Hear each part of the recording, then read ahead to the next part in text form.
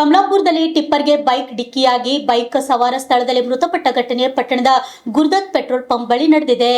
Kalaburagi Qamar colony ನಿವಾಸಿ KBN engineering ಕಾಲೇಜಿನಲ್ಲಿ computer science ವಿಭಾಗದಲ್ಲಿ ಓದುತ್ತಿದ್ದ ಮೊಹಮ್ಮದ್ ಅಹಮದ್ ಅಬ್ದುಲ್ ಕಫರ್ ಮೃತ ಯುವಕನಾಗಿದ್ದಾನೆ. ಕಲಬುರಗಿಯಿಂದ ಹುಮ್ನಾಬಾದ್ ಕಡೆಗೆ ಸ್ನೇಹಿತರ ಜೊತೆಗೂಡಿ 4-5 ಬೈಕ್ ಮೇಲೆ ಜಾಲಿ ರೈಡ್ ತೆರಳುತ್ತಿದ್ದರು.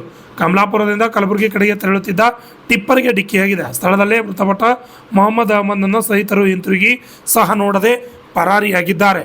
ಮೊಹಮ್ಮದ್ ಅಹಮದ್ ಒಬ್ಬನೇ ಪುತ್ರನಿದ್ದು ತಂದೆ ಸಹ ತೀರಿ ಹೋಗಿದ್ದಾರೆ. ತಾತನ ಮನೆಯಲ್ಲೇ ಬೆಳೆದಿದ್ದ ಈತ ಕಮಲಾಪುರ ಪೊಲೀಸರು ಆಗಮಿಸಿ ಪರಿಶೀಲನೆ ನಡೆಸಿದ್ದಾರೆ. Shashi Patil, RJ32 Kannada news, Kamalapura.